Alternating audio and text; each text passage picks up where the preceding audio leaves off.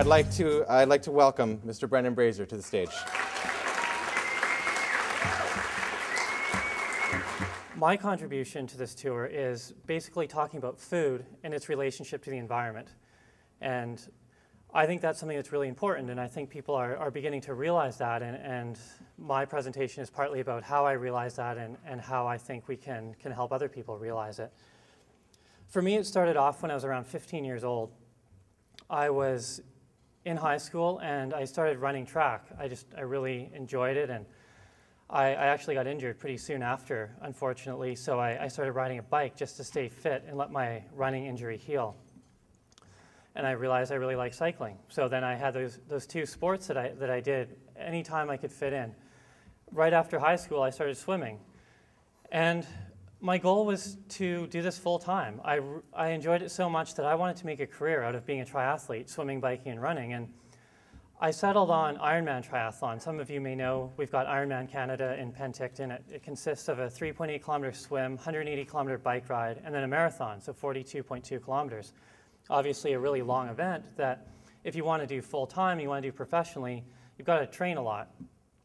So that's what I started doing. I started training lots and getting really serious about this and trying to make a serious effort at making a career out of this sport, which I thought would suit me really well, just based on my likes and not liking school so much.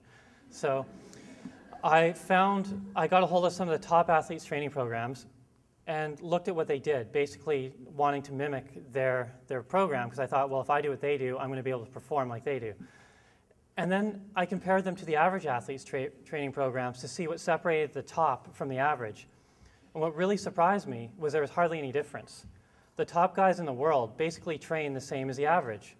So of course I asked then, well, if it's not training that separates the upper echelon from the average, what is it? Obviously there's something else going on here. And I discovered it had to do with recovery. It had to do with the rate at which your body regenerates after exercise. Because of course exercise is really nothing more than breaking down muscle tissue. You eat well, you rest, and you get stronger. That's the training effect, basically.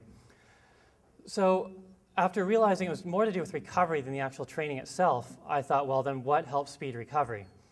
And after looking into that a little further, I found it had to do with nutrition. Around 80% of recovery can be attributed to good nutrition. So that's where my focus went. Unfortunately, towards the end of 2003, I was hit by a car when I was cycling. I was riding from North Vancouver up to Whistler, and a car just did a U-turn in front of me, and that injured me enough so that I couldn't race the following year, which was a shock to me. I had always trained full-time right out of high school. So I really didn't know what to do with myself, but I found that I've been getting a lot of the same questions, because people knew that I race at a high level and they knew that I ate a plant-based diet. So I was always getting the questions, where do you get your protein and your vitamin B12, your calcium, all these things. So I thought, well, now I have the time. This is a good opportunity. I'm going to write and self-publish a short book. So I did, and it was called Thrive. It came out in 2004, and it ended up doing fairly well, surprisingly. I really didn't expect it to catch on quite as well as it did, but I then started working with a publisher to expand it and bring out a bigger book with more information called The Thrive Diet.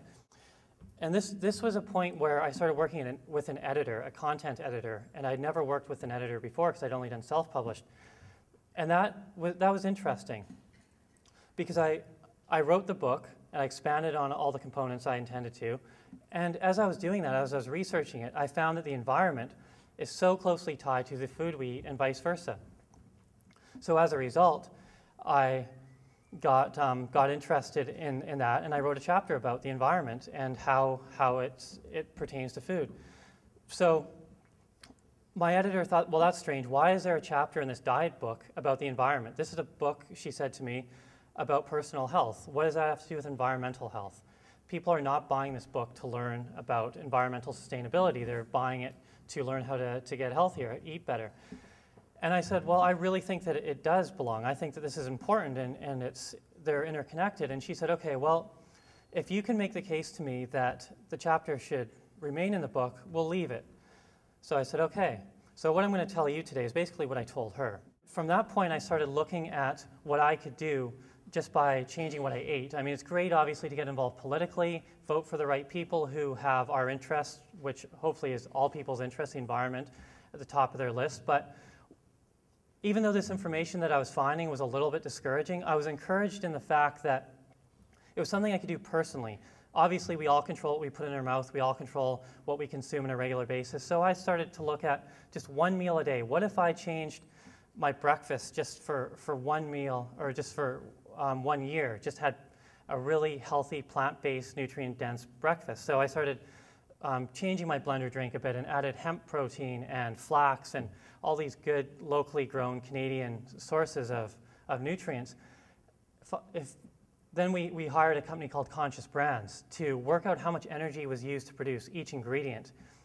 And it turned out that it was 38 times less than what would be needed to eat a standard American breakfast, which consists, as you can see there, a couple sausages and the meat. So I thought I wonder what that equates to over the course of a year. That's got to be pretty significant just by making one change. So we worked out that if you had a plant-based breakfast as described over a standard American breakfast for a year, that would equate to basically driving from here to Tijuana in a car that gets 26 miles per gallon. So around 2,100 kilometers, which is obviously pretty significant just for changing your breakfast over the course of a year. And all this information, like I say, it really stuck with me because it made me feel powerful. It made me feel as though I could do something, and it wasn't dependent on who won the next election or any other thing out of my control. So I like that. So I started off doing this research and getting a little bit depressed, and then it kind of came around to make me feel better. Anyway, that's what I explained to my editor. And she said, okay, the chapter stays. So there's a diet book with an environmental chapter in it, which I'm pleased for. So thanks very much. It's great to be home.